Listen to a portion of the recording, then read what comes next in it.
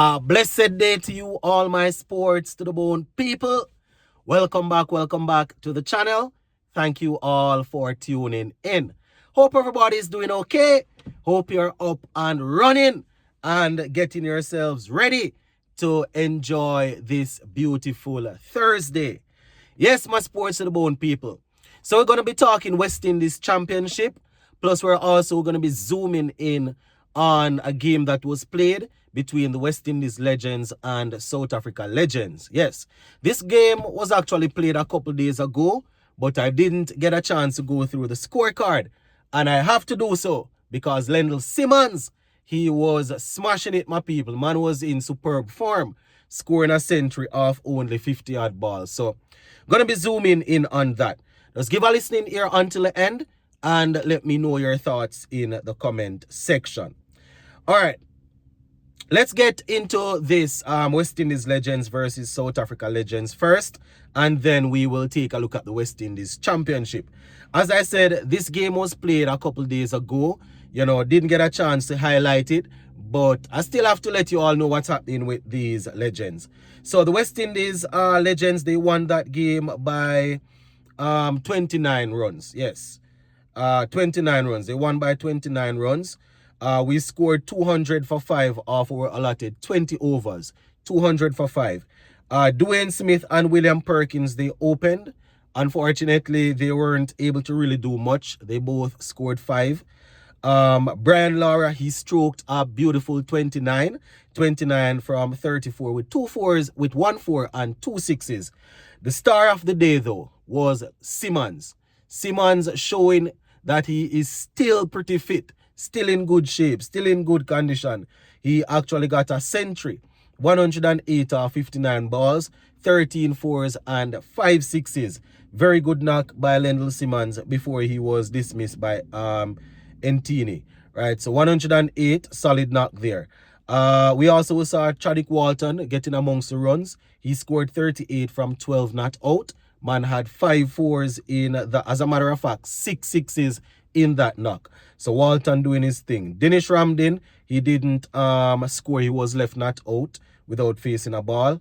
Nasim Ryan was left not out on 1. So West Indies Legends 200 for 5 on the back of that century from Simmons and that 38 from Walton, along with Lara's 29. So good little knock there by the batters. Now bowling for South Africa, Ntini, he picked up 2 for 34. Right, Cougar got 2 for 14. So those were the main contributors with the ball for South Africa. Now, when it was time for West Indies to bowl, we struck pretty early. We got rid of Amla. He made 3. But after that, they had a good little partnership with Captain Collis getting 45. Richard Levy at the top also scored well. He scored 44 from 16. Separate and apart from that, the other batsmen weren't really able to do much. Rudolph got 39 from 34. No one else was able to get into double figures. Bowling for the West Indies, Jerome Taylor, he bowled 3 overs, 27 runs. Dwayne Smith, 4 overs, 32 runs. Suleiman Ben, 3 overs, 20 runs, 1 wicket. Ravi Rampal was the star of the day. 5 wickets for 26 runs, and he bowled 4 overs, right? So Ravi Rampal once again showing all those skills. Ashley Nurse, 3 overs, 27 runs. Simmons bowled 3 overs for 23 runs, picked up 1 wicket. So West Indies Legends winning that game by 29 runs. South Africa amassing 171 for 8. So congratulations to the West Indies men, and well tried to the South Africa Legends, right? So that is pretty much it for that one. Just wanted to highlight it, my people, because, as I said, Simmons getting that century and Ravi Rampal getting those 5 wickets definitely couldn't let that swing by without touching on it a bit. All right, just before we go, as we wait on day 2 in this round of the West Indies Championship, I just want to say that, the youngsters taking part in this championship, they couldn't ask for a better time to go out and prove themselves. We have a couple of established international players returning, and they are taking part, whether it's with the ball or with the bat. You know, it's good to have international players taking part in the championship. And, you know, with the youngsters coming through, it's a good way to go out there and show Darren Sammy, show whoever the selectors are that, listen, are the talent identifiers that, listen, I am here and I want to play red ball cricket. You understand?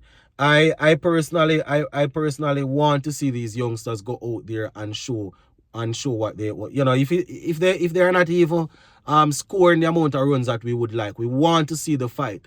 You know, not fight in the sense that you're going to score 5 off 105 balls, but we want to see people going out there showing that they can, you know, they can hold their own. And then, you know, there's still, you're going to have to, once they identify those players, obviously they are going to be brought into the system and they will be looked after in terms of, you know, going through different different training sessions and stuff.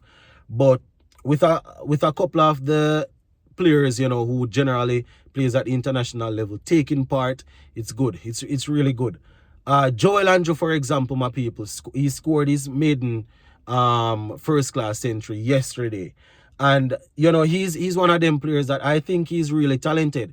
And we have seen him in the white ball format, and we know that once he gets some white ball opportunity, teams are going to go rushing for him. He's a player that stays on the front foot. He likes to play his shots, so we know that teams will be eyeing him up. But, you know, we are really happy to see him playing in the first class system, and we're hoping that, you know, the powers that be will be looking at him and they will be in his ears, you know, trying to convince him to, you know, keep playing red ball cricket, you know, trying to let him understand that once you play red ball cricket for a period of time, you will develop certain skills that you can easily adjust to play white ball cricket. You know, the guys that we can call T20 greats, if you look at it, majority of them had a very good background playing red ball cricket. You know, none bigger than Chris Gayle. You understand? Chris Gayle, you know, one of the best to have played the T20 game. It doesn't matter. Dwayne Bravo, any one of them you want to look at. If you want to go overseas, you want to look at Kohli, Brendan McCullum, you want to look at Sharma, you want to look at any one of them, my people. You understand? Even the bowlers, you know, they would have gone through some good, you know, red ball cricket. Because red ball cricket is where you learn the art of bowling, for example. You know, you learn how to put a spell together, how to work out batsmen.